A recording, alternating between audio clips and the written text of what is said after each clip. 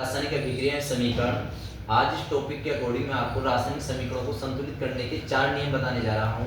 बड़े ध्यान से देखेंगे। पहला नियम देखेंगे आप, यदि तत्व या यौगिक के सामने संख्या आ जाए तो वह संख्या सभी तत्व या यौगिक की होती है। देखेंगे एग्जाम्पल फर्स्ट, हम देख रहे हैं NaCl है, ये एक यौगिक है क्योंकि ये दो तत्वों से जुड़ा हुआ है।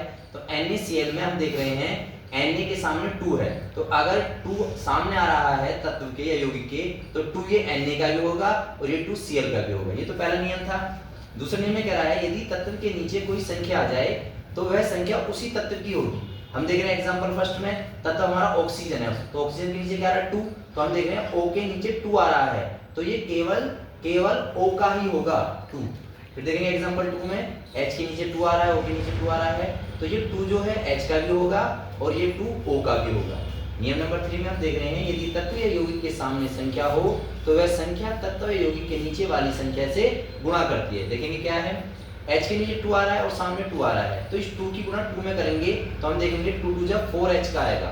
और फिर हम देख रहे हैं H के नीचे 1 है तो 2 की गुणा 1 में करेंगे तो देखेंगे 2 O का आएगा। इसी प्रकार से एग्जांपल 2 देखेंगे, K2SO4, 2 की गुणा हम 2 में करेंगे तो 2 2 जब 4 4 के आएगा। 2 की गुणा S के नीचे 1 है तो 1 में करेंगे तो S का 2S आएगा, और 2 की गुणा 4 में करेंगे, O के नीचे 4 है तो 4 में करेंगे तो 8O आएगा। और लास्ट नियम हम देखेंगे, यदि किसी यौगिक के कोष्ठक के अंदर तत्व या कोष्ठक के बाहर कोई संख्या आ जाए तो वह संख्या कोष्ठक के अंदर सभी तत्वों की होती है। जैसे हम देखें कैल्शियम हाइड्रोक्साइड, यहाँ कोष्ठक के बाहर 2 आ रहा है तो ये 2 जो है O का भी है और H का भी है। उसके बाद फिर एक नोट देखेंगे, कोई भी हम रिएक्शन लिखें, जैसे फॉर एग्जांपल नोट 1 में रिएक्शन देख रहे हैं H+Cl रिएक्शन HCl, रिएक्शन से पहले मतलब एरो से पहले जो भी आता है तत्व या यौगिक है वह उसका अभिकारक कहलाता है, और जो एरो के बाद आता है उसका उत्पाद कहलाता है। धन्यवाद।